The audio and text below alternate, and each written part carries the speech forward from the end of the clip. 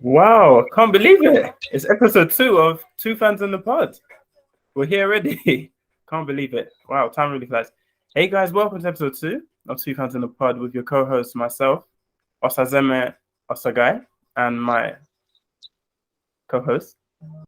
Mexico, How you doing, my bro? not too bad, mate. Not too bad. How's everything?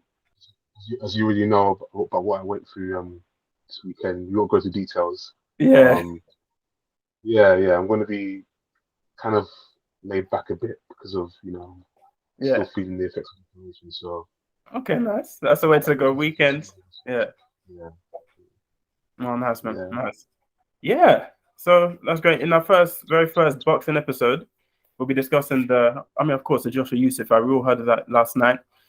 There's a lot to discuss there. The rematch, looking at other recent boxing fights and future fights to come, as well as an answer from our boxing co-host Kingsley Emezier, who's going to bring us some insights into the psychology of boxing and the ins and outs and how the mind, the mentality of a boxer, which is all great. But before we get into all that, I think it's about time we introduce our very first boxing guest. Got a very special guest on today. They call him the Punching Preacher. Should we say this? The Peckham Pacquiao could even go that far. And my namesake is Derrick Delboy Osaze.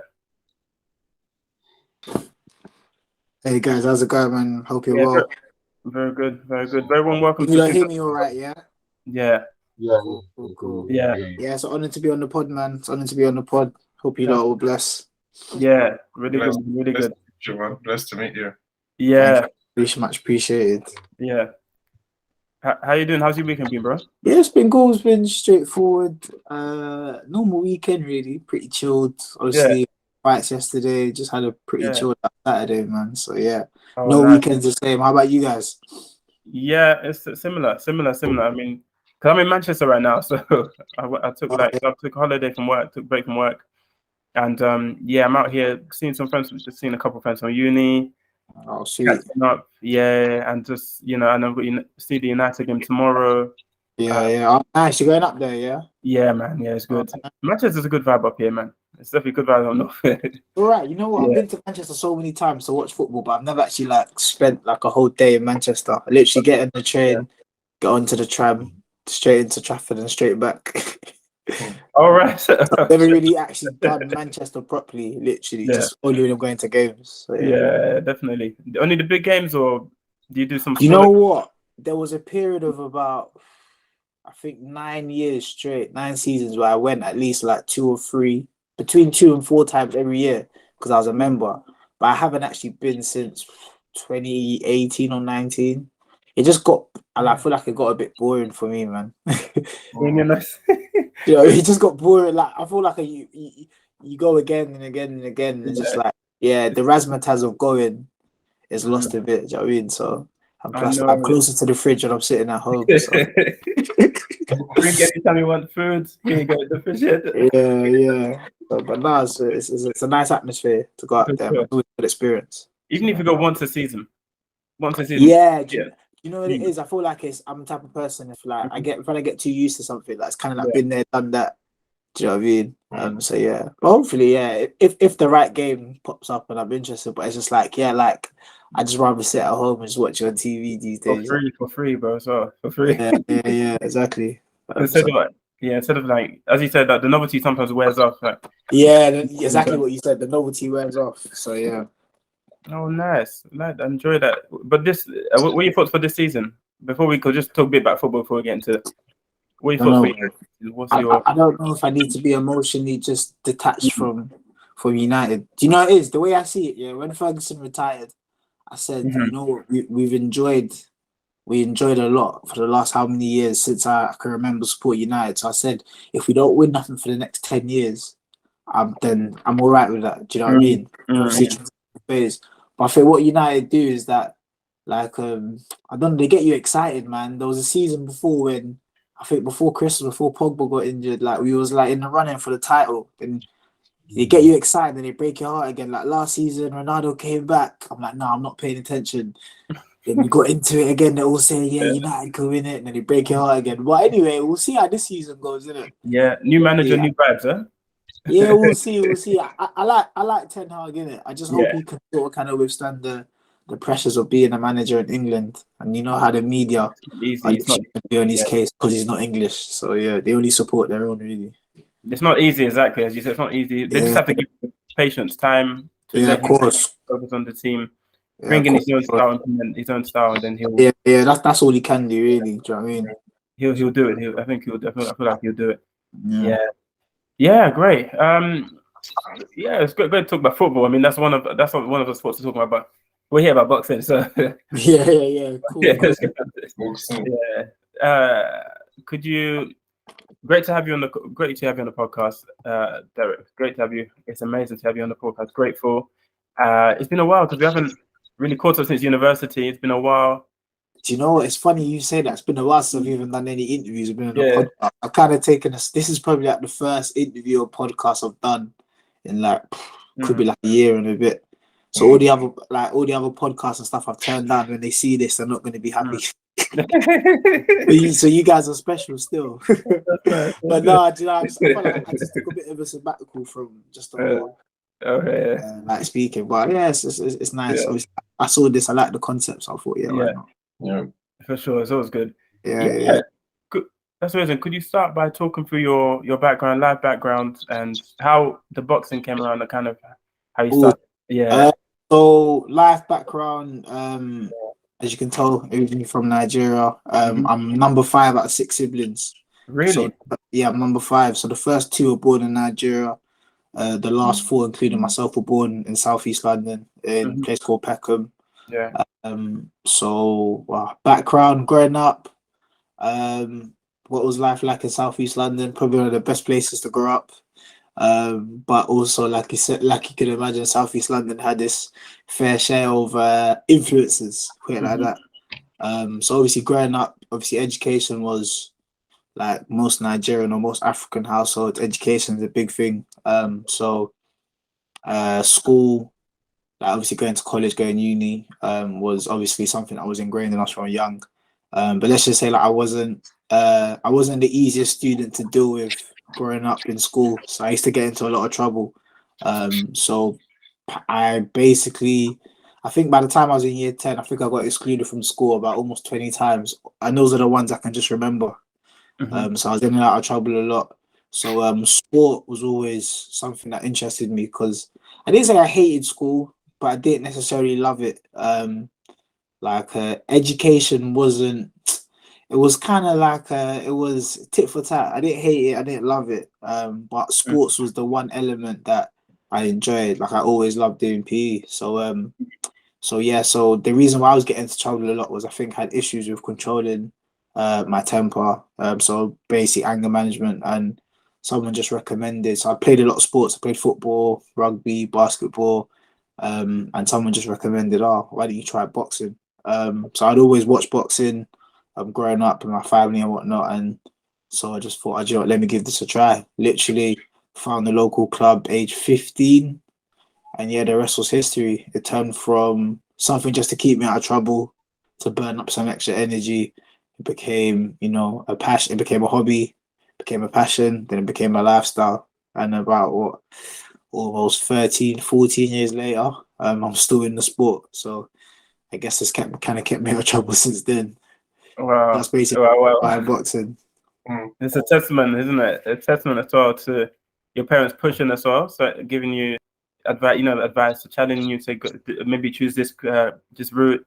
Yeah, funny enough, they wasn't interested in boxing. It was actually a friend of mine that recommended it. My parents actually hated boxing, like literally hated it. Like, I remember when I first told my dad, the first thing he said, "You want to be beating your sisters, you're fighting your siblings or whatnot." So my mum was just like, "Oh, what's of your face? Your face," like literally. So they didn't really co-sign the boxing, but I didn't really give them an opportunity to kind of like stop me. I just told me I'm going to a club and I've started boxing. And then so I was in and out of boxing a lot, because when it was time to have my first amateur fight, GCSEs came up. My parents, they weren't having it, because we moved to another part of Southeast London, from Peckham to like Thamesmead. So, but I still carried on going to school where I lived, which meant like it was about an hour, 2 hours commute every day. So what I would do when I had training, like 3 evenings in a week, I would literally go straight from school, straight to the gym, and I'll get home like 10 p.m. So there was never any time for me to do work. And I remember my dad just said, "No, this is enough." So when I got to uni, obviously throughout A levels, I couldn't really pick it up as much as I wanted to. So when I got to uni, I picked it up again and I started competing. And my parents didn't know. I just sent my dad a picture after my first fight and said, "Hey, I had my first fight," and then I remember his reaction was just like, "Since when did we agree that you're going to be boxing again?" But obviously since then they've come around and they've seen, in terms of obviously how not only how I've applied myself to the sport, but how the sport changed me as a person, but also how they've seen how I've progressed in the sport. So yeah, it's complete opposite now. They're massive supporters. Like my mum and dad have sat ringside at loads of my fights, and yeah, I can't forget that they're there because they're probably one of the loudest people at ringside, shouting the most odd things like hit him, like that's like what we're trying to do when we're in there. So yeah. Yeah, I mean, no, it's crazy. It's good for the love the support as well. Yeah. Yeah, I mean, but yeah, that's it. Was it where? At what age was it that you actually became a boxer? So I started boxing age 15. Yeah. And then I was, like I said, I was already training, sparring, but I didn't actually have my first fight till I was 19 because it was just hard balancing it just before my GCSEs, and then obviously A levels was another headache as well. So I knew that when I got to uni, I have a bit more time to sort of kind of pick up again. So literally, as soon as in my first year of uni, I literally had a fight, my first amateur fight. I think it was January 2013. So that would be my first academic year, and yeah, the rest was history, really. Wow. What were your before making that decision to become a boxer? What were your early aspirations? What did you have in mind for your career? What did Do you you want? know what's funny? I was never when I got into boxing. It was like one thing led to another. It was never. I never actually got into boxing thinking, yeah, do you know what? I'm going to be a professional boxer. This is what I'm going to do. But in terms of what my aspirations when I was younger, it probably changed a lot. I think when I was like 10, I said I wanted to join the army because I watched some war films. I said I wanted to be a dentist, but I don't like science or whatnot. But in terms of like early teens, funny enough, I was interested in business a lot. That's why I ended up studying at uni. I also like marketing, but in terms of sports side, I was actually football coaching as well. I used to coach for Tottenham. I was a youth scout, academy scout for Millwall. Basically, like I had to get some voluntary hours. Started working with a local club, Sunday League, and then just went and got my coaching badges. Did some work for Tottenham Millwall. Ended up coaching in Canada as well for a couple of summers. So that actually probably if I didn't do the boxing, that's probably what I would have fell into. But obviously working with like young people and youth work is something I'm passionate about. But yeah, so that's another hidden factor. I was actually a qualified football coach. Oh, really? Yeah. Yeah. So I was actually meant to do my UEFA B and work with another professional club up in Nottingham. But when it got to that point, I just said, you know what, this is a hobby that just became too serious, and it's kind of sort of eating into boxing time. Because I remember I had a coaching course one day, and I literally had an amateur fight the same evening. And that was the first amateur fight I lost because I went there and I was tired, I was knackered. I had no business being there. So it got to a point where boxing and football coaching was overlapping too much. So I just felt like one had to go. So I always knew that boxing was what I wanted to focus on properly. So yeah, so probably in and around some sport coaching capacity, but definitely working with like young people. So yeah. So it's always been sports. It's always been sports. It's always been there. That sport. Yeah, I think sports definitely was the gateway. But I think over time I realized that sport was sort of kind of the medium to sort of kind of identify one of my other passions, which is just helping people develop and helping people maximize their potential. So I felt like through sport I realized that I had a passion for working with young people and stuff. So that's still kind of a lot of stuff I do now. Working with schools, organizations, working with kids that may have not be that kind of like me, that probably not doing so well in school. Kids that have been sort of kind of caught up in the criminal, obviously have criminal records or whatnot. Some people have been kicked out of school because I kind of understand where they're coming from. So yeah, so I feel like sport helped me sort of kind of narrow down and hone in my actual passion, which was, you know, working with young people. Because even when I had opportunities to coach like adults football, men's team, I was never interested and that's when I realized that actually youth coaching, I was interested in youth coaching just because I've been interested in helping young people develop and be better and maximize their potential. So it was kind of born from that. So yeah. That's good. Community work is all about inspiring the next generation, inspiring Yeah, people, isn't it? yeah, of course, man. I think it's important because, like I said, where I grew up, I'm lucky that I had the family and I had the right people around me because although there were some positive role models, there were some very bad role models as well. Yeah, And it's very easy for to sure. get to certain things. And I didn't even notice that until in a professional capacity, I started doing work with schools and I realized a lot of the stuff that I experienced growing up where I did or stuff I experienced in school shouldn't be normal for like young kids. It shouldn't be normal.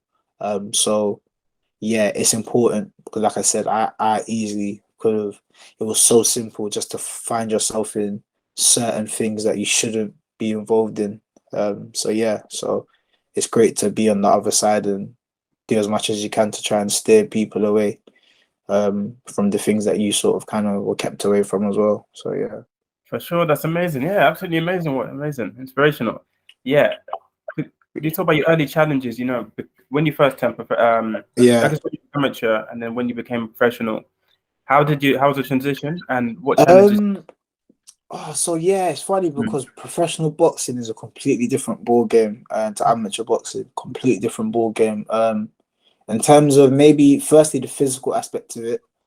So training sort of kind of just completely shifted. Let's say as an amateur, when I first started amateur boxing, you might have trained three times a week in the evening, maybe a Tuesday, Thursday, Saturday or Sunday. Then I remember later on in my amateur career, I was training maybe 4 times a week, 5 times a week. When I became a fully fledged pro, I was literally in the gym twice a day, 6 days a week. So a complete shift, obviously physically in terms of training.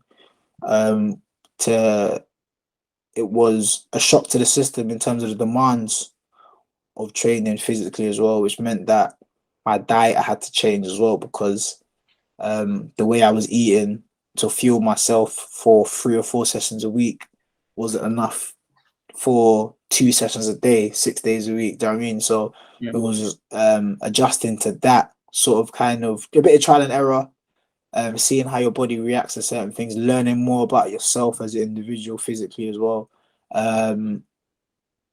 Mentally, emotionally, I felt like becoming a pro with how my training regime increased and some of the different pressures that I'll probably talk about in a bit. It kind of made me, what's the word? I sort of became much more introverted. Like because with training, with the way I was training and stuff, like you really didn't have time or energy to sort of kind of be out in certain places and going. So I felt like naturally I just became more introverted. There was literally a lot of just gym, home, maybe see family here or there, church, whatnot. So, but then also I think the biggest thing, and I always tell amateurs now who are interested in going pro, is the professional game is different, man. It's a business. I feel like it's even worse now since I've been a pro for almost 5 years. It's a business. So like there is a lot more to it in terms of when you have fights, when you're up and coming, having to sell tickets. If you don't sell a certain amount of tickets, you won't make anything. Do you know what I mean? Dealing with having to sort of kind of like I'm not a big social media person, but my career has forced me to kind of be a social media person because like you are having to have like a presence on social media because it's part of your career, like you're a brand. Do you know what I'm saying? Like you getting picked up by a promoter, having certain fights depends on, you know, a lot of factors that are nothing to do with your ability, which is crazy. You know, there are boxers that find themselves on certain platforms with certain opportunities, not because of their ability, because of their following. Prime example, people like your KSIs and Jake Pauls have found their way into boxing because of their following. Do you know what I mean? So it's sad when you deep at times. Obviously, not knocking them guys. If they can make money, that's them. And I think anyone who hates on them would happily be in their position. But it's just kind of you realize the pro game is not got as much to do with your ability as you think. Do you know what I mean? Because it's possible in the professional ranks to be too good. You know what I mean? A prime example is a boxer called Rigondeaux from Cuba. Now, the Cuban style is that, you know, they hit and don't get hit. Very artistic form of boxing. So he was a double Olympic, I think, gold medalist. Now, with that type of style, to the average fan who just wants to see blood pouring everywhere and they want to see two people just knocking 10 bells out of each other, it doesn't maybe come across as entertaining to the typical boxing fan who's not a boxing purist, who appreciates the art. So someone like Rigondeaux, his career, what held him back was he was too good. Because he was too good and he doesn't get hit, he's not entertaining to watch, which is crazy when you think about it. In a sport like boxing, you're not supposed to get hit. But if you're not getting hit enough, you're not entertaining, which means that you're not going to make a certain amount of money. You're not going to get the right fights. Do you know what I mean? And that sort of kind of halted his career because he was too good. And he ended up jumping up weight categories to face people that he probably shouldn't have faced. So, yeah, it's a funny one. You know what I mean? Like, you look at Mayweather, a prime example. He dodges punches. He's an elusive fighter, but he runs, apparently, which makes no sense. Do you know what I mean? And it's the same people that say that those fighters are not entertaining are the same ones that will probably say boxing should be banned when they see fights where they're just literally not they're defending shots with their face. Do you know what I mean? So yeah, there's a lot more to it in the professional game. But I said, yeah, the biggest one is the business side of things. And in boxing, with every organization, you're going to face a certain amount of politics. And I think I've had to learn that as well. The higher I've got up in the sport, the more politics you face. And in boxing, unfortunately, it's not as simple as maths as 1 + 1 = 2. Sometimes it's 1 + 1 = 4, but if there might be a 1 hanging around, something like, there's so many different factors that come into play with making fights happen, why fights don't happen, etc., etc. Prime example is you look at the heavyweight division, how long it's taken just to make certain fights, and that's at the highest level. With finance is not a problem for these people. Venue, the fight selling is not a problem for these people. So if at the highest level there's politics that stop fights happening, then what is it when you go a bit lower down? So yeah, so there's a lot more politics to deal with that are probably not spoken about as much openly in the sport. It's very true. You know, it's true. Definitely. And the same with that promoters. Like talking about promoters, it's that who like they have a lot of power and decide when the fight is and how it's, you know, when would it go ahead, and there's many factors involved. Yeah, so many factors. Two questions. Yeah, they're a bit on. It's still from boxing. First question. So, do you kind of have you made a choice that instead of trying to kind of entertain people by going in there with a styling and brawl, styling just having a brawling fighting style?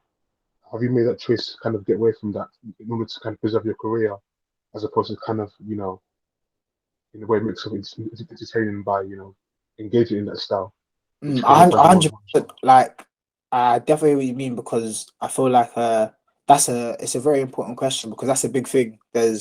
I know fighters who have maybe got opportunity to beat box on a big show, maybe on a TV platform, and they feel like they have to fight a certain way, they have to do so much to impress people and stuff. And yeah, that's not me. Like, the way I see it, first things first is that boxing is a martial art. Your job is to hit and not be hit. And there's a life after boxing. I'm a father, right? There's no amount of money in the world that's going to make me box a certain way to become across as entertaining at the cost of my own health. Do you know what I mean? When I'm in my mid-30s and I've retired, I want to still be going to my son's sports days and beating all the other parents. I don't want my hand to be shaking. Like, you know what I'm saying? Like, so health is important. Do you know what I mean? So this whole entertaining style of fighting, when people are just beating each other senselessly without the pure art of boxing, it's all well and good when you're doing that for the fans. But later on in your career, in your life, when your quality of life is considerably lessened because of that, those fans are not going to be there for you. Do you know what I mean? There's a former heavyweight world champion, Riddick Bowe, who recently had a GoFundMe account because he basically can't take care of himself.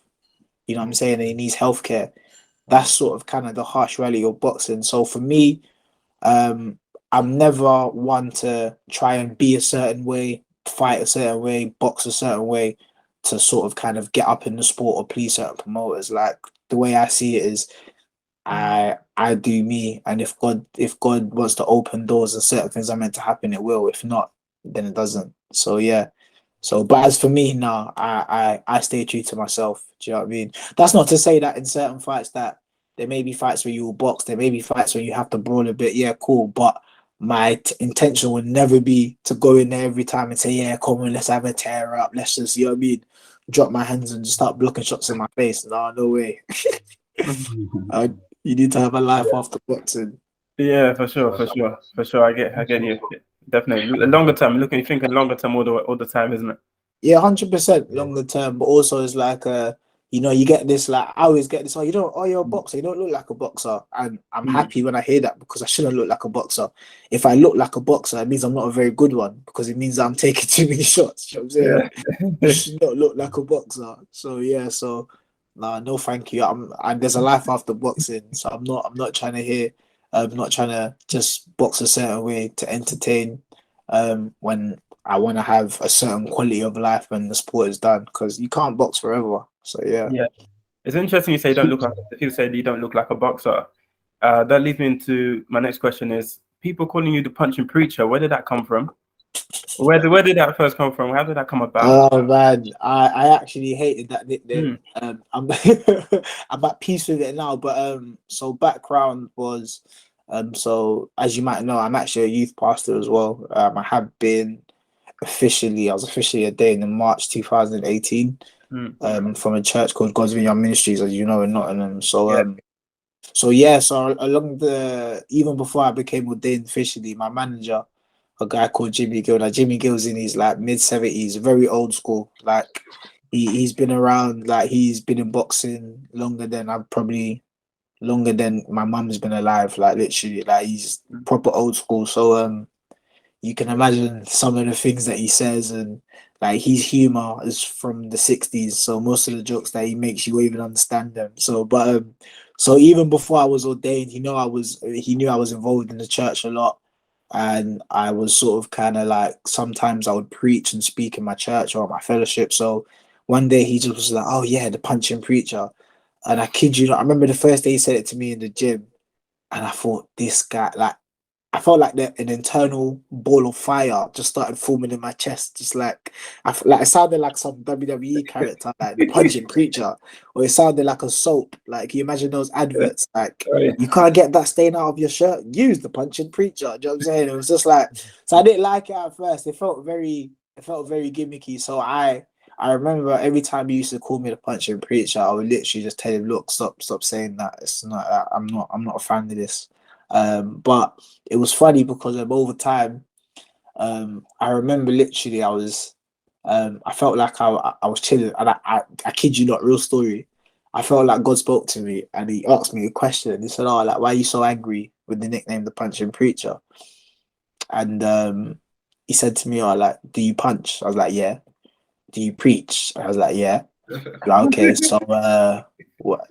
And after time, I realized that, like, it was more than just a nickname, because I felt like for a lot of people it opened up a lot of interesting conversations about not just but my faith, but people felt comfortable coming to speak to me about their faith. I had people, obviously, within the sport I'm in, there's not many, believers like myself or Christians. So I felt like it was funny because in the world of boxing, it opened the door for me to also kind of be someone that people can confide in terms of their faith.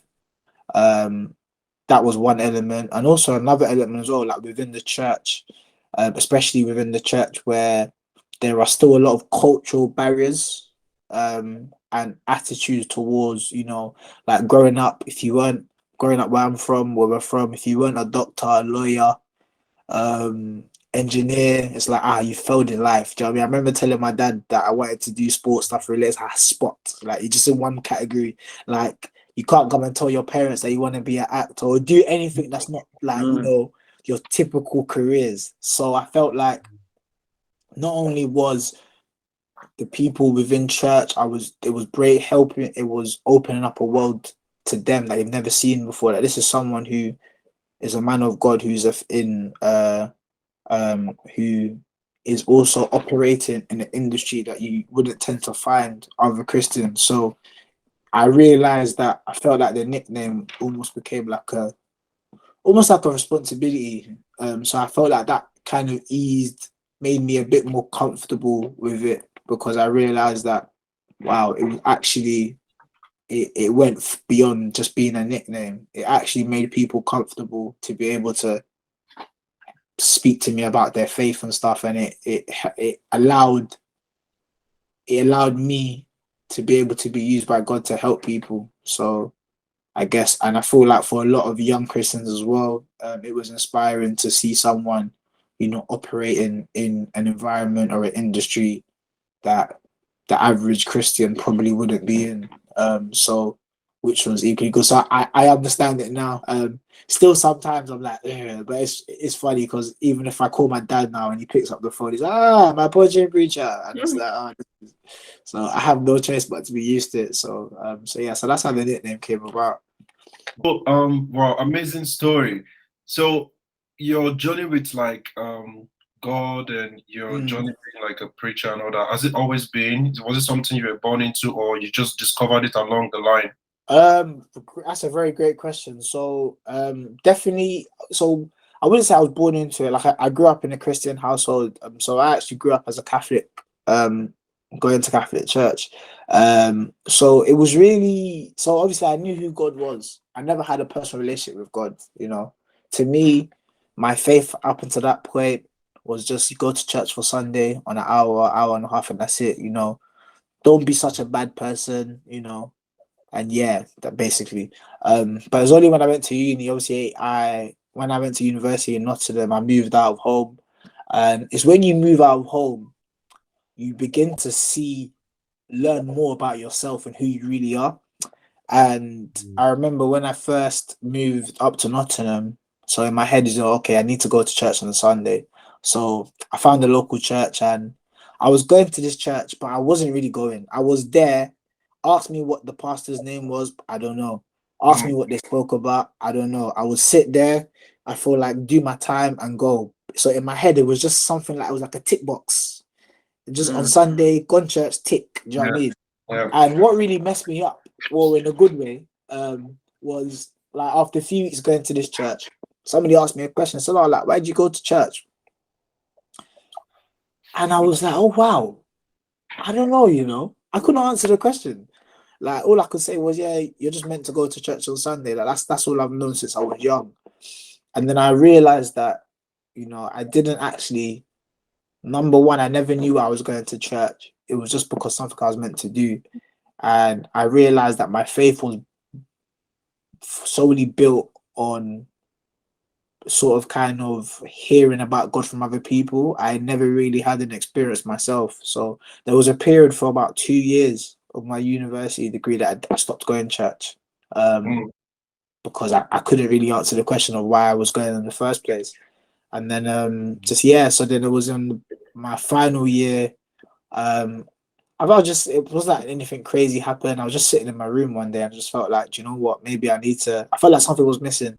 I felt like, you know, let me actually give this whole, you know, going to church, let me try and take it seriously and see where it goes. Because I think for like 2 years, I had a friend who was part of a fellowship, and I signed up and they would message me every week to say, are you coming? And for 2 years, I kept replying next week. And I'd been in uni almost 3 years and I'd never been. So I said, oh, do you know what? Let me actually go. Started going to this small fellowship. This was like October 2014 in my final year. And then one thing just led to another. Got involved in the fellowship, rededicated my life to Christ. Within a few months, met my wife. Within a few years, ordained, was a pro boxer. I just like one thing just led to another. So was it the plan from the beginning? No, like really. People like even me, sometimes I laugh. I'm like, God, someone like me, they're not meant to be in this position. You know what I mean? So it was literally just one day I was curious. I said, let me take this thing seriously, and one thing just led to another. So it never was the plan. Certainly not my plan either. Yeah. Well, we kind of have really similar stories, because I was just listening to you earlier, and you said you come from a family of 6 and you're the 5th. That's the same for me as well. I'm from Nigeria. I come from a family of 6 and I'm the 5th. I was born into like an Anglican family, because yours was Catholic.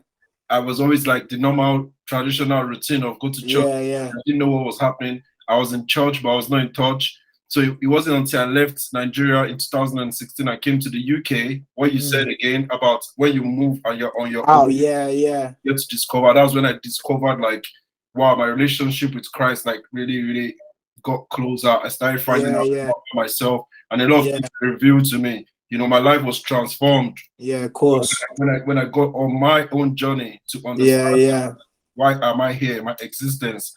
So wow, thanks for sharing amazing. That. No, it's amazing, honestly, because it's like it's crazy how like you reach up to that point. You've grown up in church, you know, you come from a family full of Christians, but you can only give if somebody asked you, oh, you know, what does God mean to you? Explain your faith. You can only tell what I call give secondhand information. Like you can only talk about other people's experience, because up until that point, I never really had a personal experience myself. Do you know what I mean? It's so important. It's so important. But like it wasn't the plan. Even still, sometimes I just sit there and I laugh and I'm like, God, really? Are you sure this wasn't a mistake? Because that was a story. Yeah, for sure. You know, with the preaching and the boxing, completely different. Is it hard to balance it? Not so much. So more so in terms of the ministry side of things. So like all the stuff I do with the church is completely voluntary. Do you know what I'm saying? It's not like a job or a role. I will call it a position of responsibility. Do you know what I'm saying? More or less. So in terms of the general day to day, of course, like I'm involved with obviously some leadership teams and stuff within my church. But I'm very grateful to have understanding people around me, like my coach, my manager, the people I train with. They understand my involvement in the church, so they know that, let's say I can't be at training for one evening, you know, they know that because I'm at an event or something that I can't miss. They understand that, I can come train on a different day or different time. Do you know what I mean? There's understanding. It's not like if I said I'm going for a retreat event with church, it's like, oh, why are you going to church? Like they understand. And in the same breath, obviously a lot of the pastors and stuff that I work with in the church, they also understand that, you know, I'm in the gym a lot of the times. I can't be at every meeting. I'm not going to be at every program. So it's good to sort of kind of have that support from both sides. But in terms of like how the two mesh, you know what? It's funny. I always get questions like the funniest ones, like, oh, so like you pray for people, but then you punch people in the face at the same time. Like, how does that make sense? But like the way I see it is, I'm no different to a pastor who is an accountant, a pastor who's a doctor. Like me, I'm just a pastor who's a boxer. Boxing is my profession. My job is not to hurt people. It's a martial art. My job is to hit and not be hit. My job is to score shots and stop my opponent from scoring shots on me. And that's what it is. There's no, contrary to popular belief or contrary to what, you know, boxers might say to sell a fight, there's no one who wants to go in there and seriously damage someone to the point of where that their quality of life or is physically hampered, or they sustain injuries that means that they can't compete no more. So I think there's a clear distinction between the two. Yeah, and you think they're kind of aligning together now? Yeah, of course, 100%. Like the Bible says, there's a scripture that I like that it says, I think in Ecclesiastes, it says, whatever your hand finds doing, do well.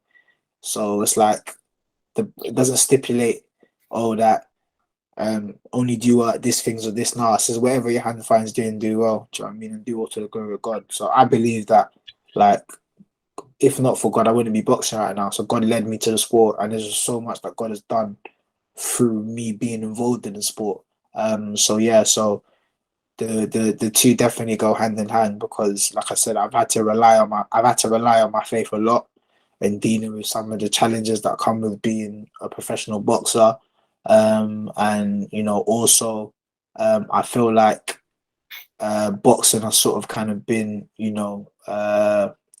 it's kind of been me and God's thing in our relationship, if that makes sense. You know how, like my brother was just speaking now, who said similar to us, that we have a lot of siblings. Like, when you have a lot of siblings, there could be that one different thing in common that you connect with different siblings. You know what I'm saying? I know that to my older brother, there's things that we connect in, like maybe like sport and stuff, where my sisters, we don't connect in. Do you know what I'm saying? There's always that one thing. And I feel like with my relationship with God, that, the boxing thing has kind of always just been our thing. So yeah, that's what it is.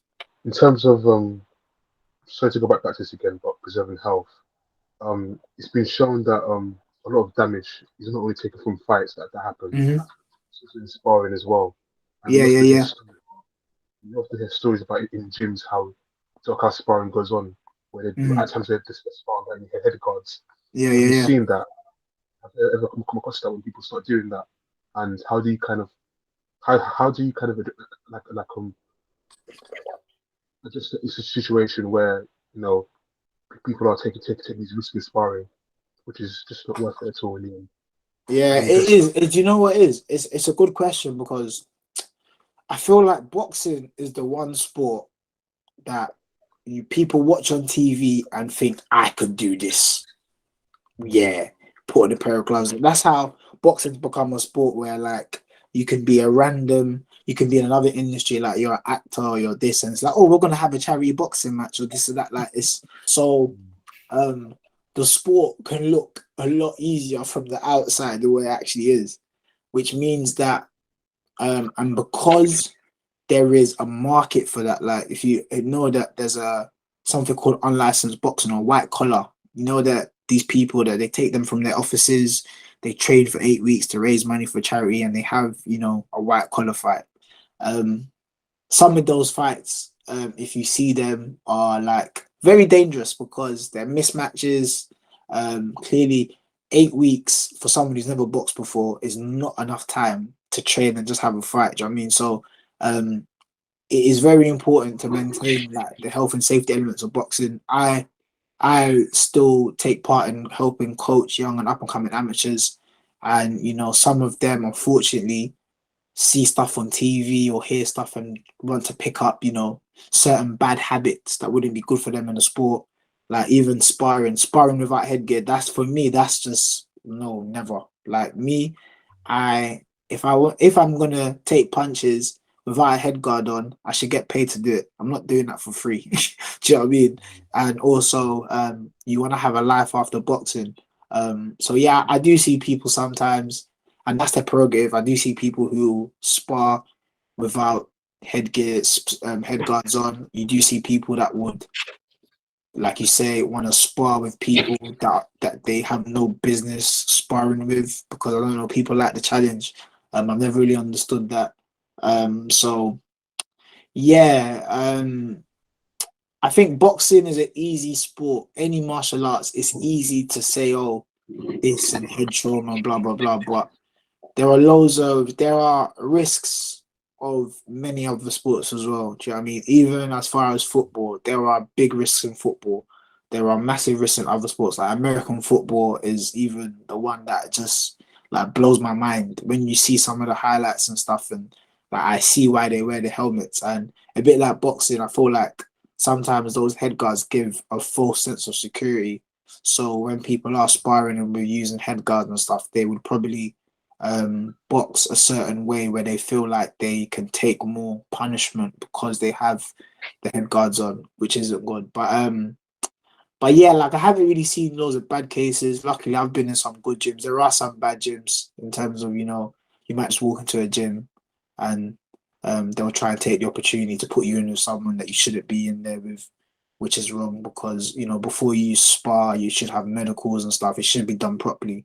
But like I say, with boxing, there's risks for everything. Do you know what I mean? There's a risk that when we walk out of our house, something can happen. Do you know what I mean? So I feel like it's a lot easier to highlight the risk of a sport like boxing, but with all sports, there are some form of risks.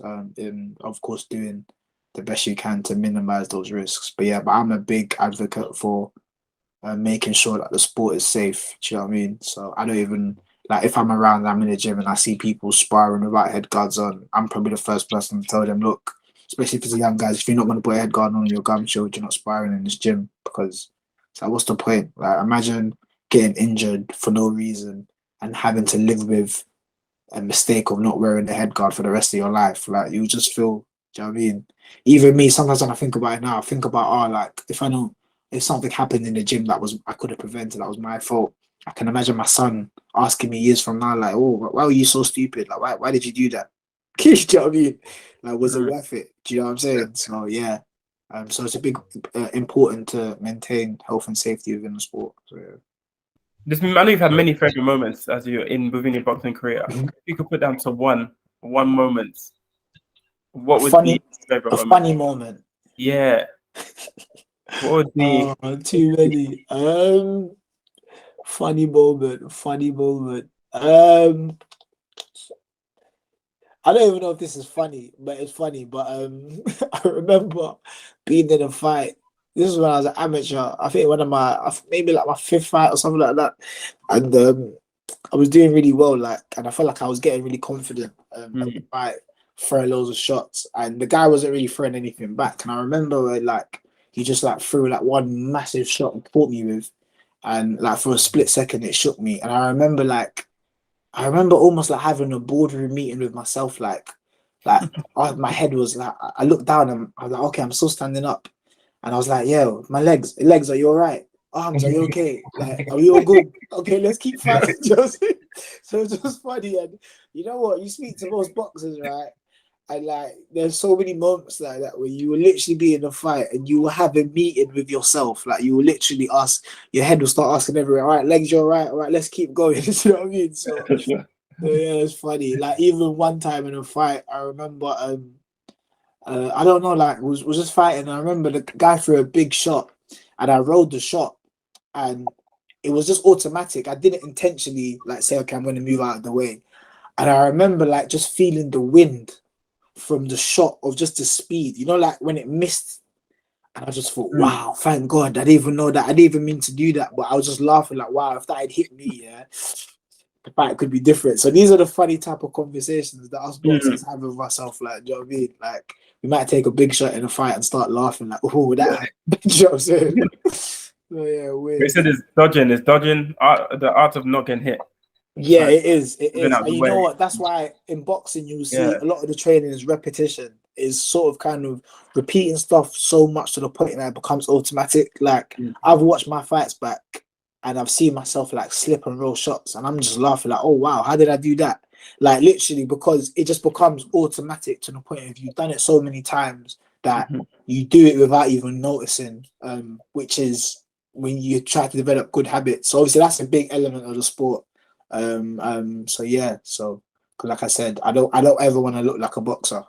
Speaking of habits, so what are your habits? What are your daily routines to be a champion boxer? I think the first element, obviously, diet is a big thing. Me, I've had to get rid of a lot of bad habits in terms of diet. I don't know. I feel what habits like eating late, drinking beer, and all that. I feel like us Nigerians, I don't know. We always eat for two. Our portion sizes are just not. They're not for one. They're always for two.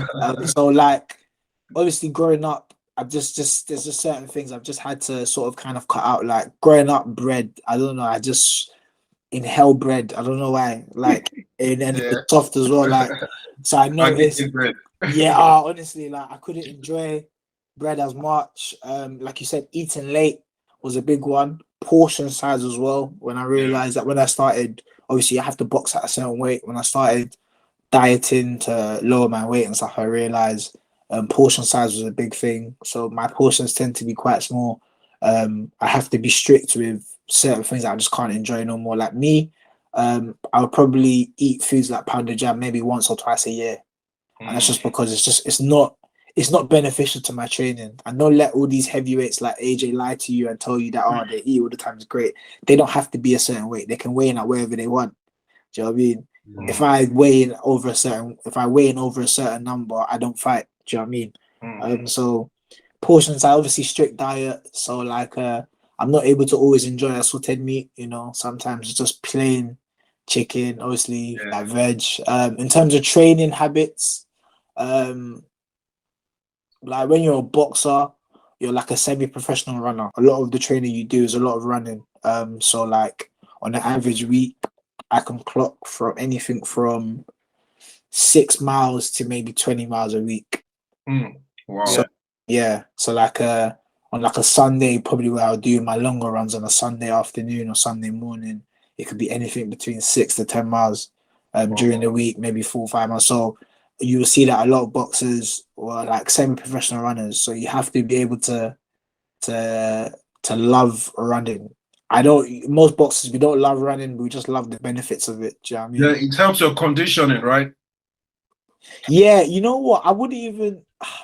I used to think that as well, but sprinting is probably more realistic in terms of conditioning for a fight, because with sprinting, a bit like basketball, you know, sprinting is, so you sprint, stop, it's replicating being in a fight, throwing loads of shots, but then having energy to then throw shots again. It's like stamina. So the longer runs, I think, is more calories, so managing your weight, but also like in terms of your base fitness, but also as mental as well. Because when you go on long, sometimes you're in a long fight, which can be very boring. 10 rounds, 12 rounds is a long time, and you have to stay mentally switched on. And sometimes in those long runs, it's a lot more mental than physical.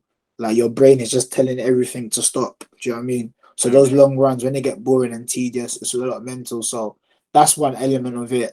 And yeah, just generally, of course, you can't always, you know, the sport means you have to make a lot of sacrifices. Like I miss a lot of family events, birthdays, because I'm always training. Number two as well is that, you know, a lot of my friends who may have birthdays are going to a restaurant. I'm like, well, I can't go. I'm on a strict diet. Like I'm trying to make weight. And you know, people who've never made a weight before will never understand that literally every little thing you eat, every little thing that you drink, it adds up. Wow. So you have to be disciplined. You know, I've gone through camps where I've used like apps where you basically have a food diary where you're literally counting every single calorie and every millimeter of liquid that you drink. Do you know what I mean? And you have a diary of. So if you see me in the supermarket looking at the labels and scanning barcodes, you know what time it is. So I've had to cut out a lot of stuff that I love. Like I love super malt, all types of malt, not even super. So those things I can't enjoy all the time. So you just have to be disciplined, very disciplined.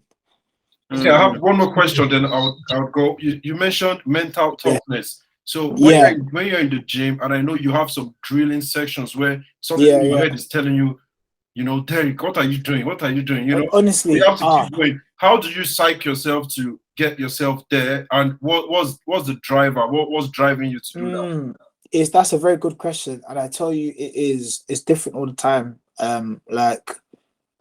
There's days I wake up and I'm like, who sent me? Like, as in, who sent me? There's a saying like, nobody forced me to the sport. You know what I mean? Who sent me?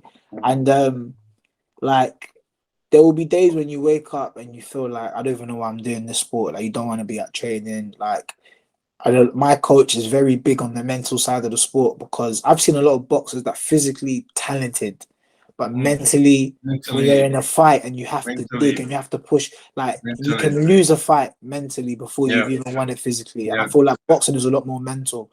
So, it's a good question, because there's some days I've been on my runs, I've been in the gym, and I just start praying. I'm like, God, give me strength, please, to finish this fight or to finish this run. And it gets that real. Like literally, I'm just like, God help me. And some people even some of my guys who are training now, they notice that sometimes I'll just go quiet. You see me muttering under my breath. I'm like, God, my legs are finished. You know what I'm saying? But I think for me, the way I've always been able to sort of kind of overcome it is thinking of the bigger picture. So what is the bigger picture? the bigger picture is that for every minute you train, you're training towards making yourself better, to be in the best condition possible to be in a fight. Do you know what I mean? Yeah. Also, you need to remember that's just like how can I explain it? Like with a sport like boxing, you will get out as much of it as much as you put in. Do you know what I mean? And even at that, it's funny because, and we'll probably talk about AJ in a minute, but you can put everything in and still not get the result that you want. Yes. Mentally, it's a very hard sport. Yeah.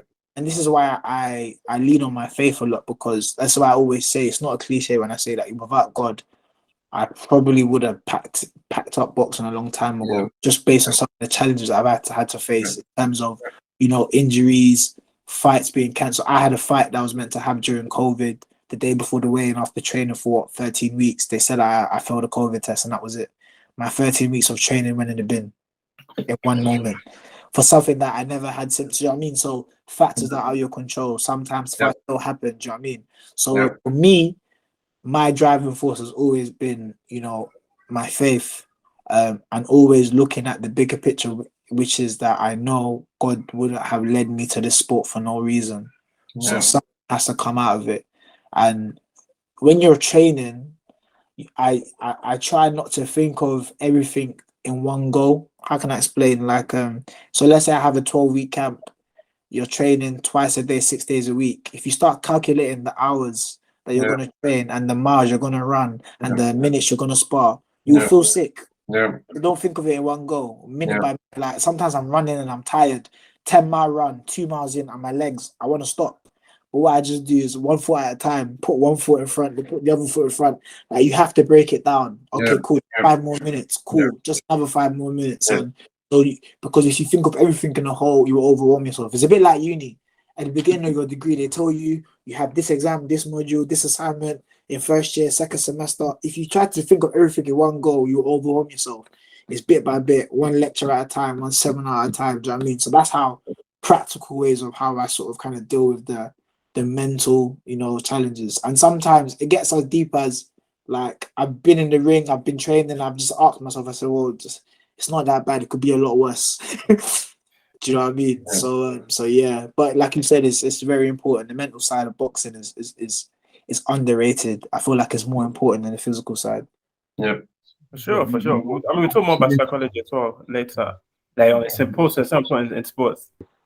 You mentioned weight cutting, and often within boxing and MMA as well, and other combat sports, it doesn't really. I think the casual viewer doesn't understand how serious it is, because they've been fighting in the past away due to by the weight cut, unfortunately, and so.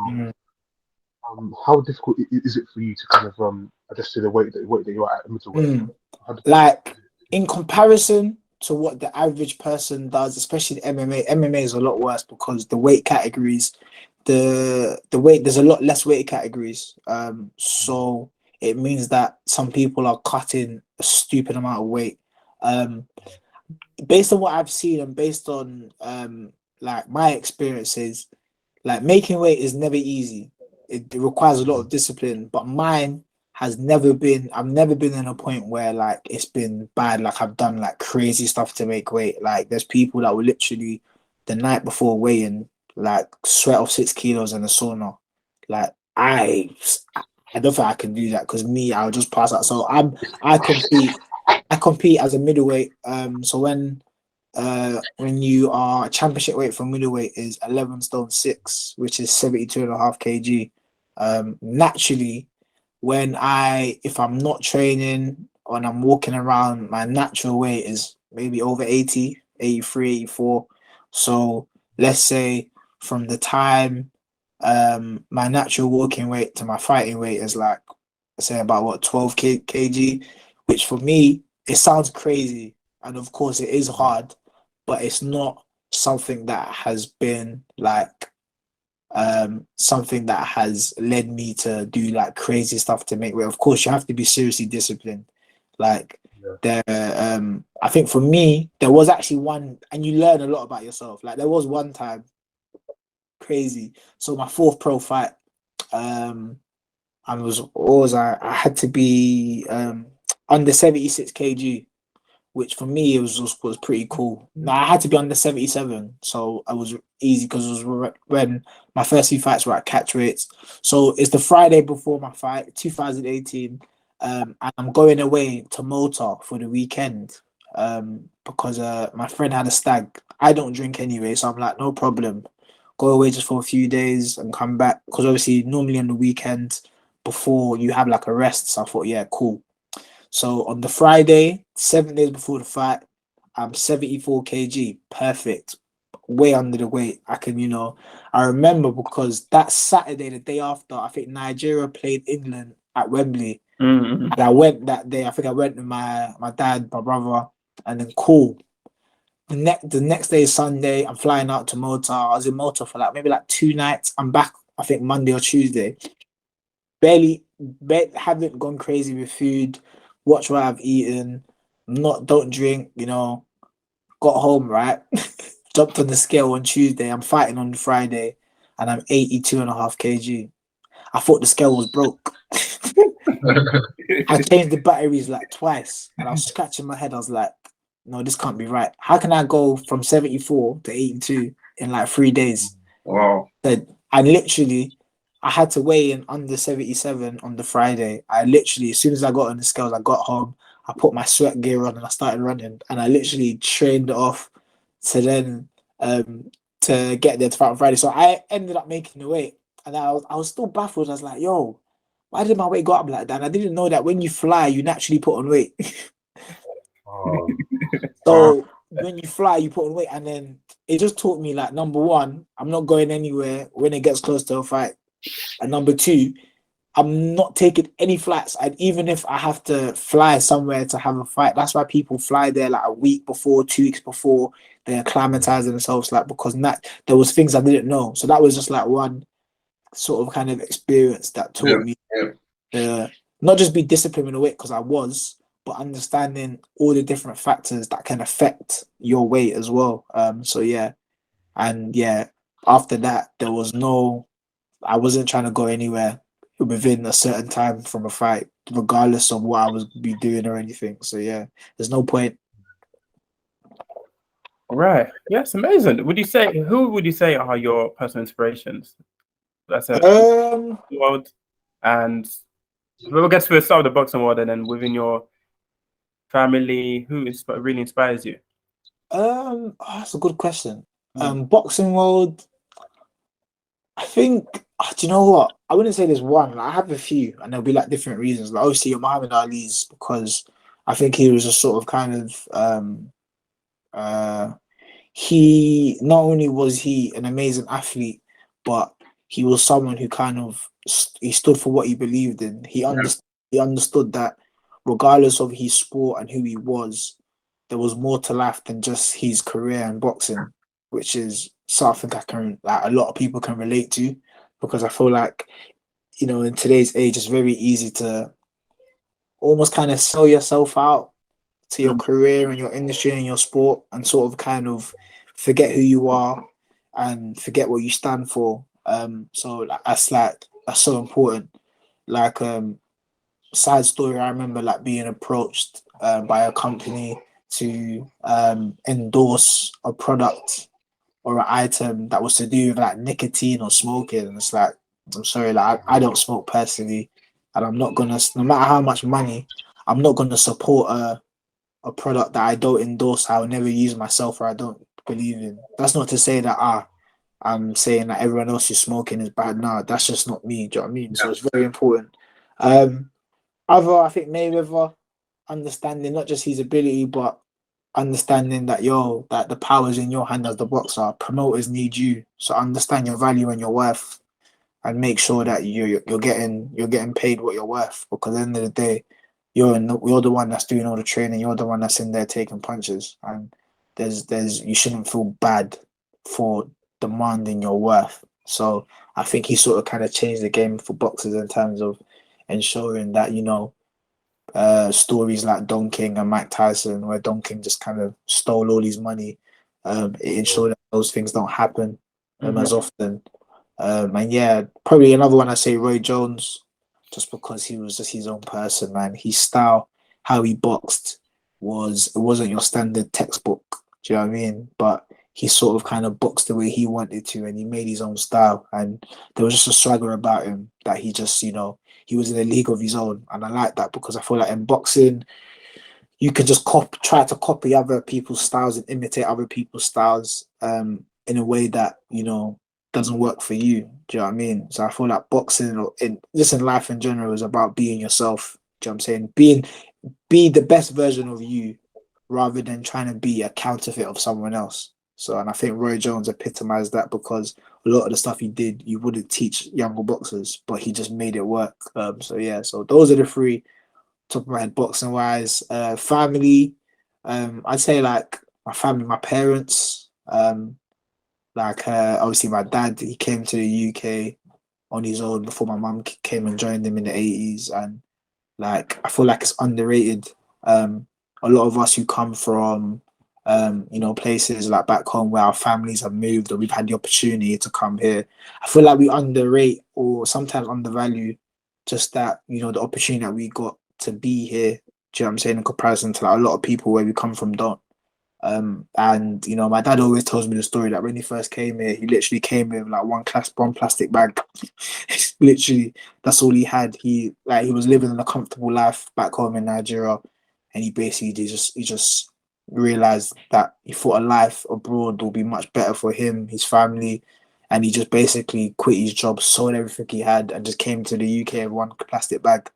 And obviously to see that journey, to see a lot of the trials and tribulations that they've been through, but to see that how it's not made them bitter, even though some of the things that they have gone through unjustly, unfairly, just to see how resilient they are. So they're a massive inspiration to me, and probably the newest inspiration now is my son. I've got a young son. We actually have the same birthday. He was born almost 2 years. Yeah, so he will be 2 in October. Oh wow! Obviously, when you become a parent, you realize that there's more important things to life. You almost like you realize that you want to do everything in your power just to make sure they're all right. Do you know what I mean? Like you'll be happy not eating as long as they've eaten, if that makes sense. Do you know what I'm saying? So he's another big inspiring factor for me now, because I'm not just sort of kind of fighting for myself. I'm not just representing myself, but I also want to be able to leave footprints that he can look back on and be proud of as well. So those are the ones that come to mind. And obviously my faith, God is obviously a big inspiring factor, probably the main inspiring factor, because like I said, without my faith, I wouldn't be boxing. Oh, amazing. Absolutely amazing. Yeah, inspirational stuff. Yeah.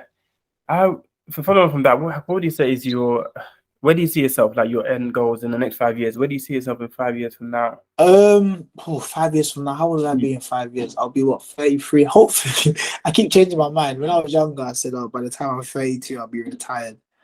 But then I changed it to 33, 34. I said maybe 35, let me see. But in 5 years from now, hopefully, before I used to be the person who was always Mr. Organized, had all these 5-year plans, these goals, this and that. And like over time, if not COVID as well, has shown me that, it's like there's a scripture that says that many are the plans in a man's heart, but the Lord's plan prevails. So I've tried to sort of kind of get out of the habit of setting like goals to hit by this year and that year, because really we can have so many plans and God can say otherwise. So really, in 5 years, I would hope to just still be competing, to at least have boxed for a won a world title and just have loads of belts and be content with where I am in the sport. I think that's the main thing. Do you know what I mean? And just to be healthy, if I'm still competing in 5 years from now. So that's it. I feel like I just sort of kind of do my part and leave the rest to God. Do you know what I mean? And like I said, and I feel like if you'd asked me the same question maybe 2 years ago, 3 years ago, I'd probably give you 5-year plans with I need to be ranked in this number by this year and do this by this year and stuff. And that was all well and good even when I was meeting some of those targets, but it's like there's just so much more than that. And like I said, COVID has showed me firsthand that like things can just flip at any time. So it's better to just sort of kind of keep your head down, do what you can, and sort of kind of let the rest take care of each other. So yeah. Stay humble, stay humble and keep on working, really. Yeah, basically that's what it is. Stay humble, but also like stay humble, work hard, but like how can I explain? Yeah. It's like it's not everything has to be the be all and end all. Do you know what I mean? I remember there was times when I said, oh, if I didn't have if I didn't have a certain ranking by X date, then this is my career's not going good or this or that. And I've just come to a realization that actually, like, you can only have control over what you can have control over. So, like you said, just work hard, do as much as you can, and if it's meant to be, the rest of the everything else will just fall into place. So yeah, for sure, balance, and then balance. Make sure that you still have time to do your hobbies and for other things. yeah, balance. Yeah, obviously balance is Yeah. important, but at the same time, like for me, the way I see it is, you know, this opportunity of me being an athlete is only going to last for a limited time. I'm not going to stay young forever.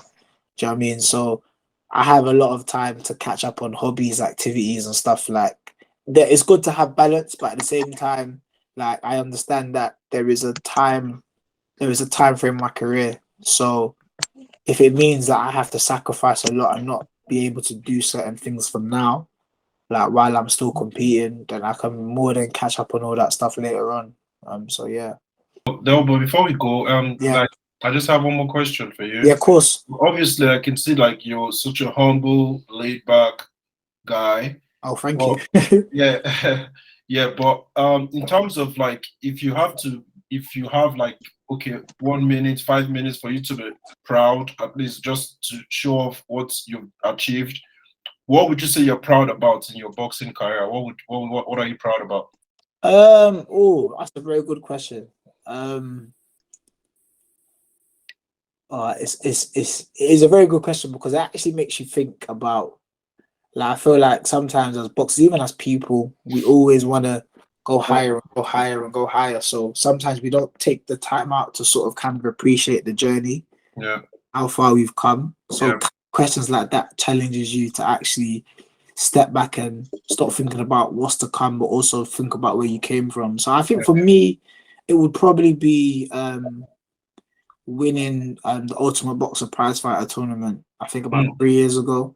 Because like I said, I wasn't meant to be there based on my experience. I think I had the least amount of experience in the tournament.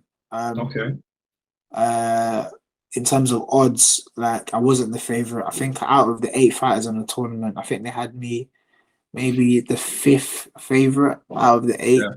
So, but I remember when I got the phone call from my manager, the opportunity came that year. I remember I said yes before I even knew any of the details, before I even knew who I'd be fighting and stuff or whatnot, because I just had that level of confidence in myself.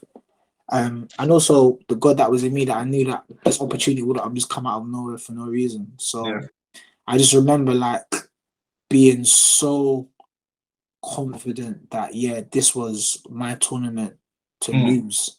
The only person that I would beat, the only person that I would lose to would be myself if I didn't apply myself properly. And and then went there on the day and had 3 fights in the same night, won all 3 of them, and I won the tournament. So that was probably my biggest achievement to date. Of course, I want to go on and do obviously greater, but taking into consideration the fact that I probably had the least of my experiences, I was overlooked. I wasn't meant to be there really.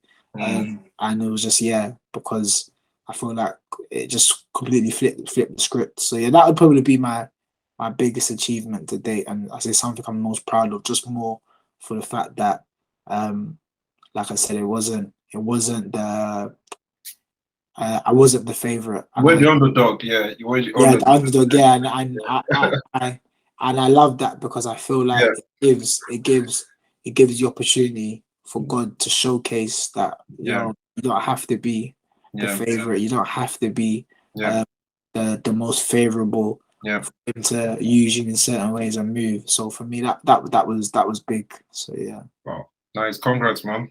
I appreciate it, man. Amazing, yeah. Wait, so you got a question to ask or again? No. Well, just one last question. Yeah. Yeah. Are you Southpaw Orthodox? So yeah, I'm actually orthodox, but I can box southpaw. So funny story was, I had a running injury some years ago where I injured my right Achilles, which meant that from an orthodox stance, your left foot is forward and your right foot is behind. So the majority of your weight is on your right foot. And because I was injured, I couldn't balance the majority of my weight on my right foot, which meant that I switched stance to go southpaw. So at the time, I could box southpaw, but I wasn't as confident as doing it for long parts of a fight. Like I'd do it maybe for a few seconds in a round, throw a few shots and then switch back. But that injury actually forced me to box southpaw. So I was able to train not putting weight on my right foot, and it made me a lot more confident being able to sort of kind of switch if I need to. But actual stance is orthodox naturally. Yeah. Wow. Yeah. Yeah. It's interesting. It's interesting. It's interesting because you don't get too many. You don't get too many unorthodox fighters these days, right? It's hit and miss really. Like you get a lot of people now maybe trying to force the whole switch hitting, like being able to switch. I don't think everyone can switch effectively. Like, even me, like there are things that I do well in southpaw, but I'm not naturally a southpaw. You know what I mean? I can switch, but there's a difference between me and a natural switch hitter. Do you know what I mean? Similar example, like football player Santi Cazorla. Like you can actually say that he had two identical feet. There's a difference between being able to use your left and right. I mean, being able to use your left if you're right foot and vice versa, but you couldn't even know what's his stronger foot. Do you know what I'm saying? So there are some boxers who can switch it very naturally, but also there are some that probably don't. And it seems to be this thing in boxing now where everyone wants to be able to switch it. And some actually it does more harm than good. But now there tends to be a lot more orthodox fighters. You do come across a lot of southpaws, which obviously southpaw and orthodox makes an awkward fight because you're basically back to front. So yeah, it's kind of keeping the opponent guessing, isn't it? Come again? Keeping the opponent guessing, so they exactly. Not too predictable. It is. But I feel like there's nothing better to be able to be effective doing what you know. I feel like it's better to be 100% effective in something that you know than being 30% effective in something else. For sure, yeah. And so if you have boxing, you try to overcomplicate. People can overcomplicate things in boxing too much. Like it's okay to have one or two things that you do very well and do them again and again. People like Mayweather, your elite fighters are.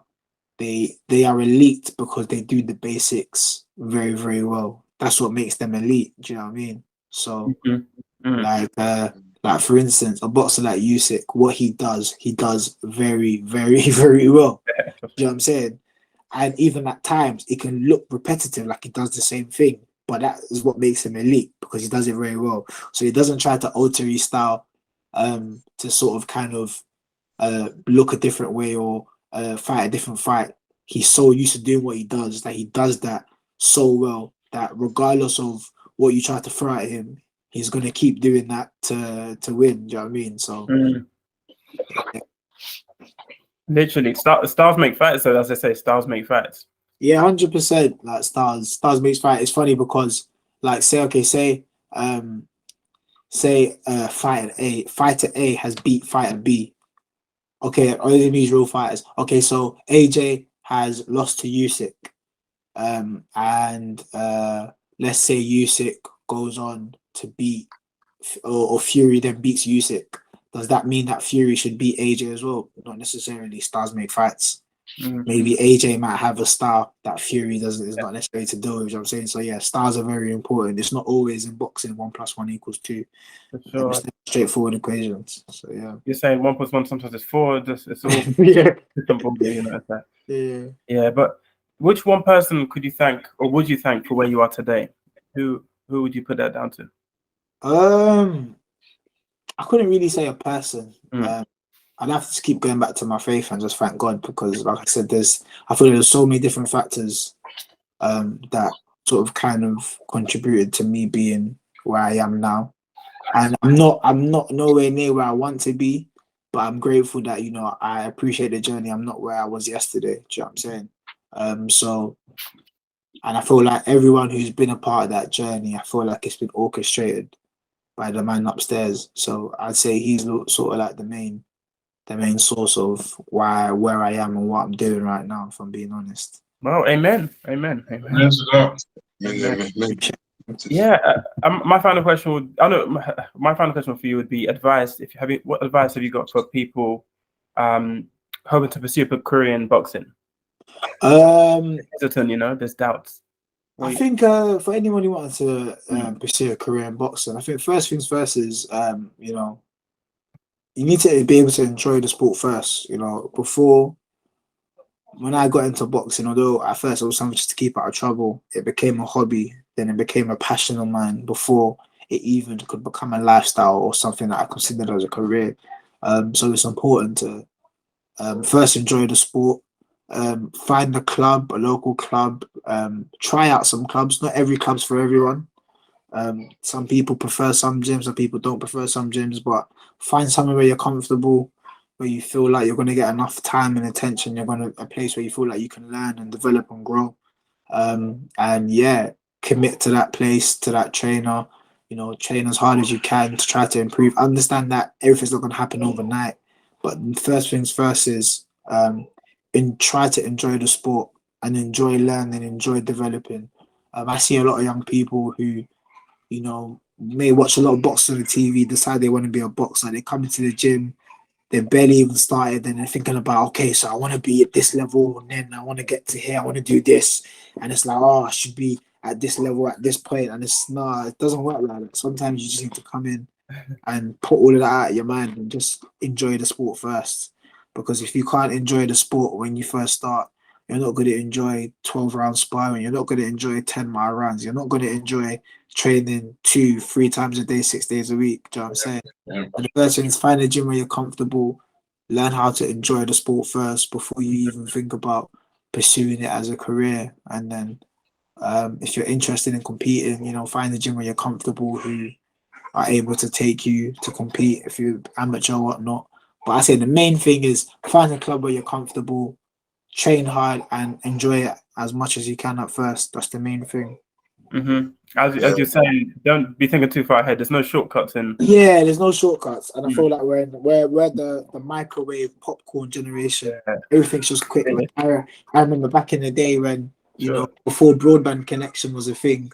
Like if there was dial up, if a one was on the phone, the internet wasn't working properly. Do you know what I'm saying? Like I remember it could take like 5 minutes to load up one page, but now if something doesn't load up in like 2 seconds, we're like, yo, something's broke. Like we're just we're in a generation that everything's so quick now. It's so everything's just fast. So I feel like that's subconsciously affected us. Like we want overnight success with minimum work. Do you know what I'm saying? So, and even the social media generation doesn't help, because one person can make one TikTok video today and be making millions the next week.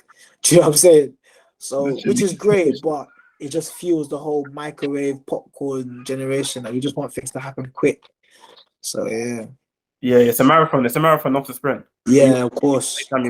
Yeah. Mm-hmm. Yeah, I thought that's a good way to end. I think a good way to end. And thanks so much for your time. No, I appreciate it, man. Thanks a lot, man. Thanks for your time. So, Really thank nice. you for your time. Yeah. And I look forward to coming to your fight as well. No, most definitely, man. Most Definitely definitely. let us know.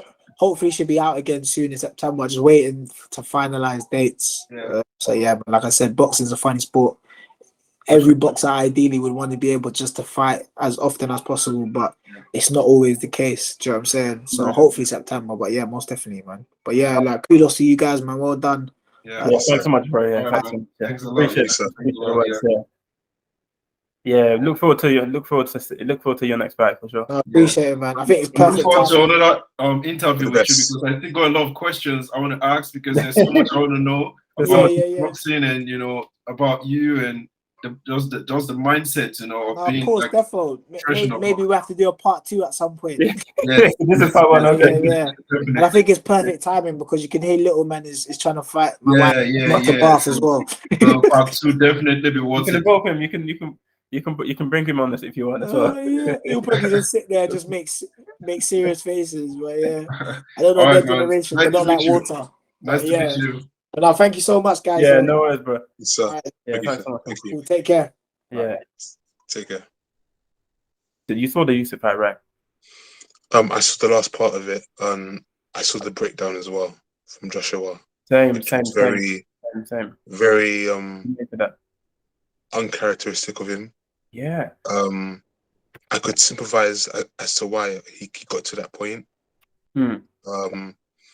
And obviously, you know, he gave Usyk his respect, but I just think it was at the wrong moment where initially he kind of stormed out the ring, and He kind of realized. that he was being a bit of a sore loser. So but at the same time, I kind of sympathise with him, especially when he was crying in the press conference as well. So he's just a great boxer than him. I agree because he's greater. Yeah, I agree because the hard work, the camp he put in, the hard work he put in for the camp, and like the media, they were talking in the media. It's like everything that you want to make your point to say that I'm still doing my thing. I'm still here. I'm challenging, even though he to go ahead and go for the rematch. It's everything that went into it. You can tell the emotions. It took a lot out of him. So credit, definitely credit to him, definitely. Yeah, but as we said, as we were saying, Usyk is it's a different animal when it comes to the heavyweight. He only came to the heavyweight division over a year ago, maybe 2 years ago. 2 years ago, yeah. He's learned that he somehow something inside that he doesn't change his style, as Derrick was saying, that repetition. He'll become undisputed. I feel like he'll become undisputed, honestly. I feel like there's no one that can stop him. It'd be something. Fury must come out now. Fury must come out of retirement. Where's it? He has to. He has to now, man. It's only right. Yeah. You can't be calling people dusters yet. At the same time, you know, not fighting Usyk. Yeah, yes, that's come up. You have to. Yeah, exactly. You have to show that you're the heavyweight champion of the world. That this is it. You're undisputed. You show that this is it. That's yours. Exactly. You're the top dog. You have to show you're the top dog in the heavyweight division in the box. It's as simple as that. But yeah, who do you think will win if Usyk and Fury fought? Who do you think will come out top? I mean, I'll say Fury, but I'll give Usyk a chance. Yeah, I think because they've got different styles, but I think they're both unorthodox fighters, both unorthodox southpaw. But they have different styles in the way that Fury's not already a knockout person. He doesn't knock out fight. He's not a knockout merchant. Whereas Usyk, that's what Usyk has done before. Fury is very good at dodging. He doesn't really get hit. You've seen Fury come out of a fight and he looks like he's been hurt massively. So he somehow he knows how to. You think for a big guy he can move, like he can get out of the way. I don't know. He's a very awkward fighter for anybody. I feel like Usyk would find him awkward. I don't know how. I don't know how. It'll be interesting. It will be an interesting fight for that. That'll be very interesting fight. Usyk Fury. I think that'll be very interesting. Also, respect and shout to Leon Edwards. Oh yeah. 0-1-2 on representing. For sure. 0-1-2 on Birmingham. Oh yeah, Birm's on the map. You say Birm's on the map. Yeah. 0-1-2 on the map. 0-1-2 on the map. Got to respect it. Respect. You know, after all he's been through, you know, fights been cancelled, you know, and kind of in a way being put on the back burner, like not being utilized at all. For him to kind of get to this moment to avenge his loss to Usman to win the title, perfect for him. Perfect. Congrats. Was it 9 years ago? The first one? No, 2014. So it's been a while. It's been a while. So for him to go after that time, he must have been waiting for it. So it's like, what was he doing in between? Do you know what I mean? So it's that time period, and to be ready and focused for that to come again. That's testament to him, his mental strength, and credit. He's a British fighter. It's good to see. As I was telling you, it's good for British fighters now. There'll be more now. It gives more inspiration, I feel. I am a bit torn though because That's inspiration. I'm a bit torn because Usman is Nigerian, and so seeing him lose, losing, you know, it's like I'm a bit torn because I do like Usman, do like him, so I think they're going to do a rematch probably. A trilogy. Yeah. Probably, possibly. It was an entertaining one between the two. I feel like, because I think a few Kamaru Usman fights, I support him. Of course, he's Nigerian. Nigerian fights also, but I love the Nigerian fights. Of course, we'll champion them. We love to see them doing well. I feel like no one. I didn't expect him to lose. I didn't expect him to lose, even for some close one. I thought it'd be maybe a close one and taking it. But yeah, credit to Leon. Maybe they'll go for maybe there'll be a trilogy. Maybe there will be a trilogy. It's interesting. The MMA UFC is really, really hotting up right now. I feel like wow, absolutely amazing. Thanks so much, guys, for tuning into another episode of Two Fans in a Pod. It's been a pleasure to have you guys as always. We'll see you at the same time next week with a football episode, we'll keep you guessing what we're going to be talking about. But we have quite a few things to discuss, as always, with the football. And keep on liking, sharing, and subscribing for more engaging content. Till next time, peace. Take care.